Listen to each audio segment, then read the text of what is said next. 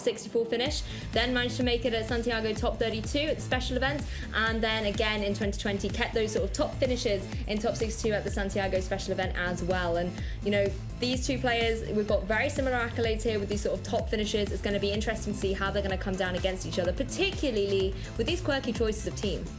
Definitely, and there's definitely one quirkier choice than any other, and that's going to be the center scorch. I don't know if I need to point that out though, because I'm sure that's what you were talking about, Lou. But yeah, it's some really nice options here. You know, it's the first time we're going to be featuring the Shadow Rider Calyrex as well, which is one of my personal favorites.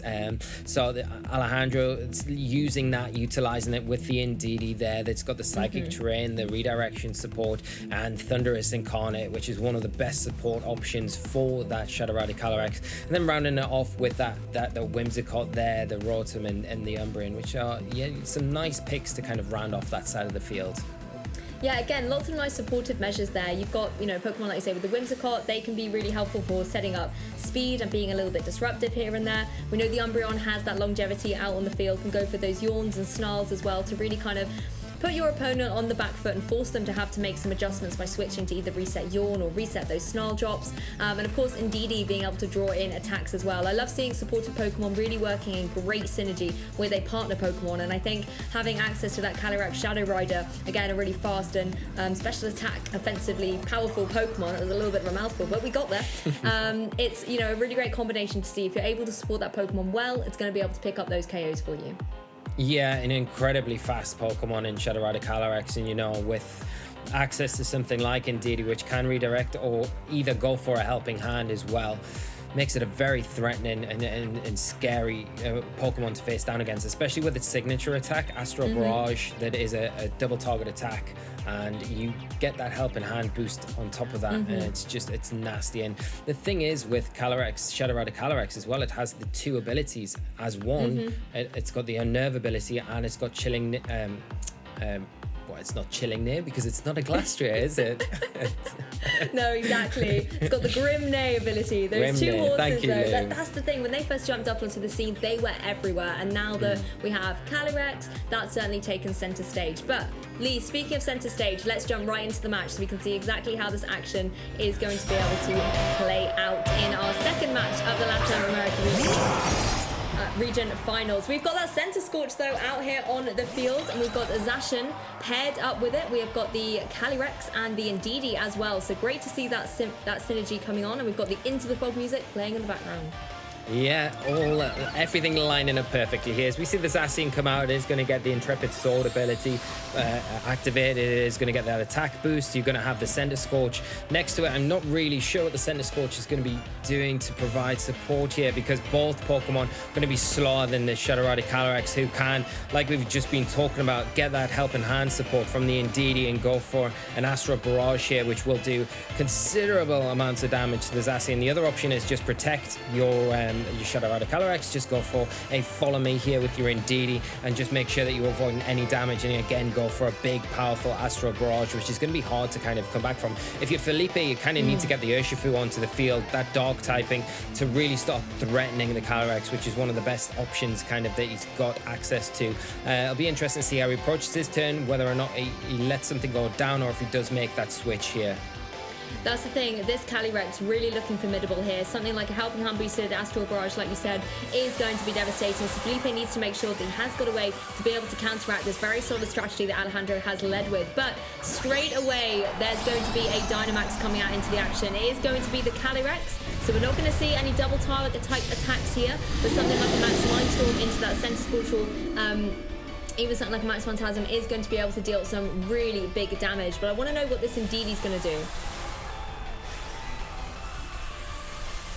Yeah, if you're the Indeedee here, you may want to just go for the Follow Me. It just gives you complete protection, you know, if you are the Calyrex, because, you know, the Max Quake that potentially could come out from the Calyrex here is probably going to be enough anyway to get the Zacian, and a considerable amount of damage you could do to the Center Scorch with either the Max Mindstorm or Max Phantasm anyway. But we are going to see that helping hand, Lou.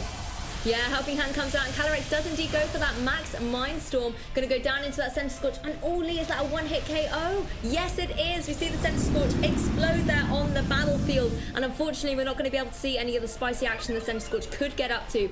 Grim Neigh ability that we mentioned earlier is now activating on Calyrex. That's going to be our +1 special attack, making it even more formidable going forward. Zacian, however, might have something to say about it. There was no redirection. It can go for this Behemoth Blade and target straight down into the opposing Indeedee, however, so not going into that Calyrex. Calyrex has got away really nicely in this turn.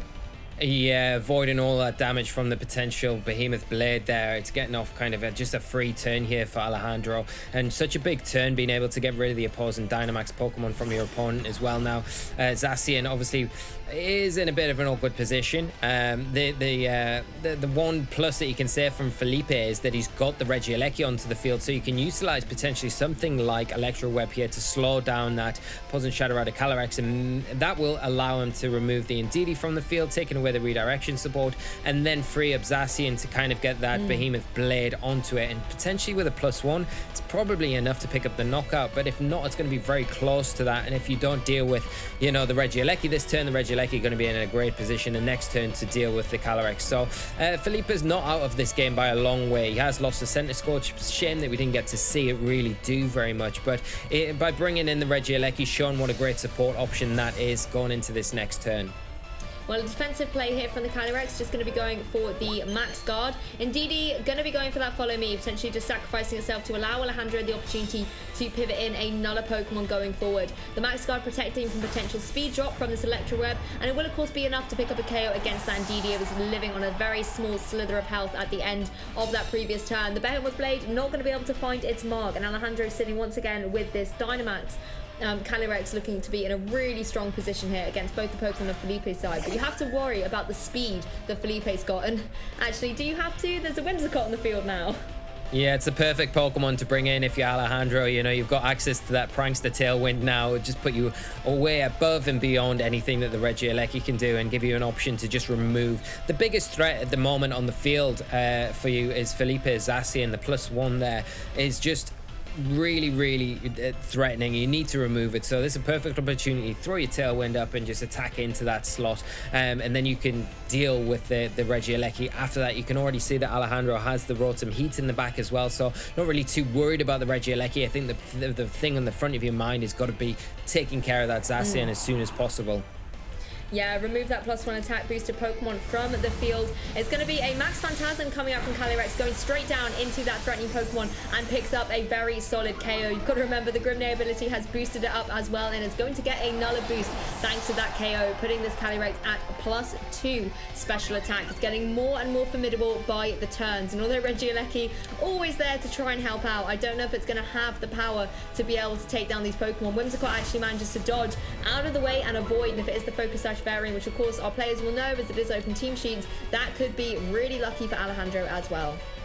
Yeah, I mean, if you're keeping your sash intact, it's always useful, especially because, you've got the last Pokemon to come in. But we are seeing it is going to be the Urshifu finally make an appearance. But the issue is now with the Psychic Terrain on the field, you're not going to be able to utilize Urshifu's Sucker Punch, because obviously that is going to be kind of it's going to be stopped. So it makes it very difficult, especially with a Whimsicott next to you. And we do see the forfeit there, and Alejandro take game one quite comfortably.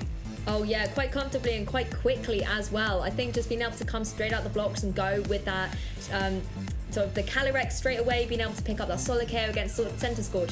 Also taking away the Dynamax Pokemon there from Felipe's side of the field. Then picking up another KO against the Zacian. It just was totally in the momentum of that Calyrex, and I think having the supportive Pokemon there of the Indeedee with the Helping Hand, and also being able to redirect away attacks, and then Whimsicott coming in with Tailwind, it was perfect. That restricted Pokemon was perfectly supported in that match. Yeah, it just goes to show how strong Shadow Rider Calyrex is really there. Alejandro didn't need any other Pokemon to rely on there. You just had that one Pokemon attacking every turn, and it did enough really to close that game out quite quickly. And that's something that Felipe is, you can see where he was going in that game one, where he wanted to get rid of the Indeedee, you know, not opting for the Behemoth Blade onto the Calyrex turn one, wanted to get rid of the Indeedee as early as possible, and then that would allow the Urshifu to come in potentially late game and deal with it quite effectively. But the Whimsicott complicates everything from that point. The Tailwind, you know, just puts the Calyrex kind of out of reach from the Regieleki, and Urshifu not the strongest Pokemon on the special defensive side, so you can't really rely on it to be able to take multiple hits. It can take one, and it's going to have one shot to take down the Calyrex, and if it misses that opportunity, then it gets very difficult very quickly.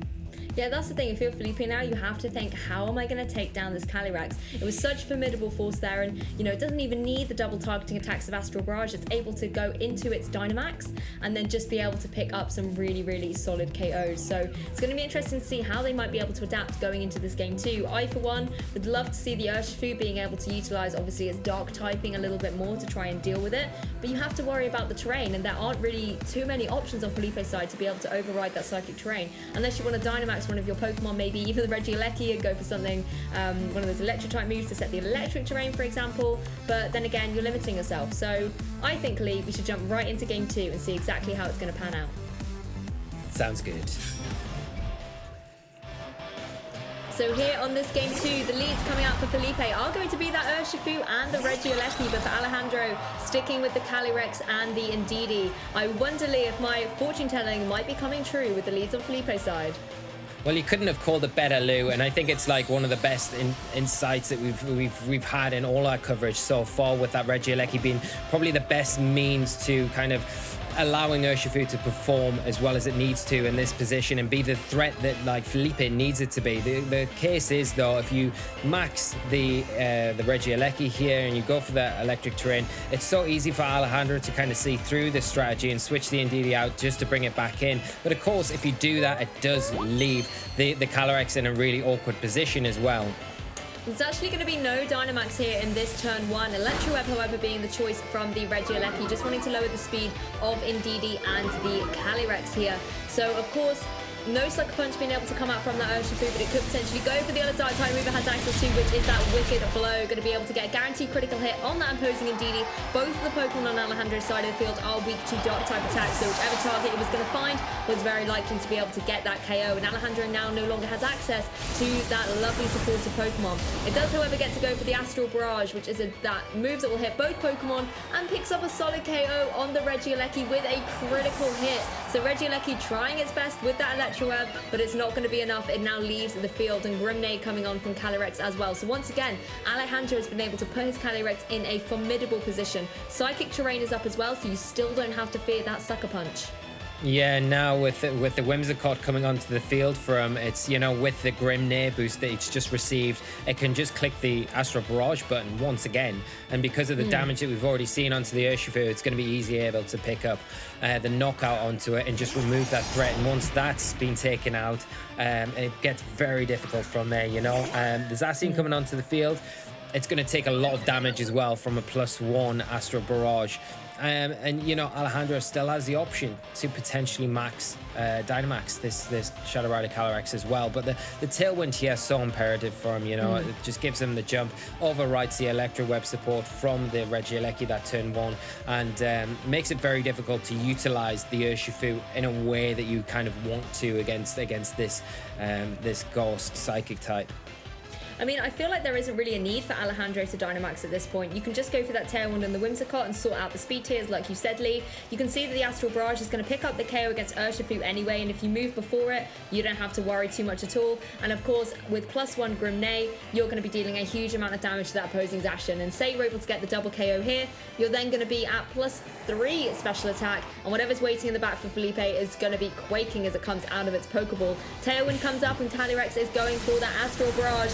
It's going to connect on both of the opposing Pokemon. You can see the Urshifu has been KO'd and the Zacian as well. This Calyrex is unstoppable.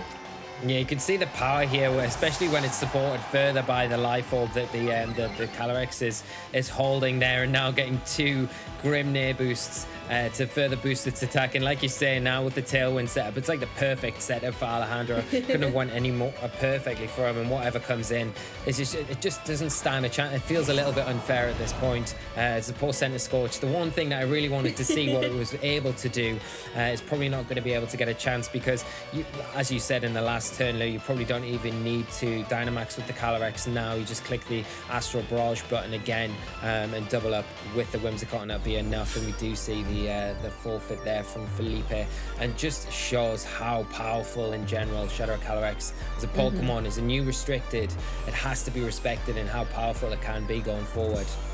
Yeah, it was so difficult for Felipe to be able to come and kind of counteract that amazing lead of Indeedee and the Calyrex as well. I mean, like we said, you could kind of set up the Electric Terrain, but the Sucker Punch is going to go off first, so the Psychic Terrain still in effect is going to stop that. So unless you were able to kind of manipulate the ball position and get your Electric Terrain up and then have an opportunity to go for that Sucker Punch, you'd have to worry about speed tiers so much. But of course, Alejandro would have had the flexibility to maybe switch out the Indeedee, and you could always set it up again by going for a Max Mindstorm. So many options there, so much control for Alejandro. Phenomenal play.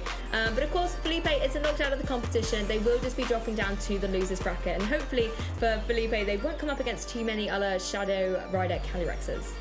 Yeah, I don't know how many there are. Obviously, we covered the usage stats earlier on. There wasn't really many and on the charts that we showed, so you might be able to avoid a few. But it'd be nice to be able to see the Center Scorch maybe, and you know, getting this far in the tournament with the Center Scorch, it really intrigues me. So it's something that I would like to see. And best of luck to Felipe as he continues on in this tournament, as well as Alejandro as well, that just showed pure dominance there, and how to be effective with a Pokemon like Shadow Rider Calyrex that we've now got access to. Well, speaking of continuing on in the tournament, let's have a look at how the bracket has shaped up for Latin America, so that you viewers at home can get a little bit of an overview. You can see here across the games, we've had some phenomenal matches. We've got Gabriel Agati and Alejandro Diaz squaring up as well, but if we jump down into the losers bracket here, you can see the action that's gone through losers round 9, moving on to losers round 10. Yeah, there's still a lot of games to play before we move on to the global finals. Still a lot of players in this tournament, still a lot of chances for players to qualify. So, you know, the action is only just starting here, and it's been great being able to kind of feature the matches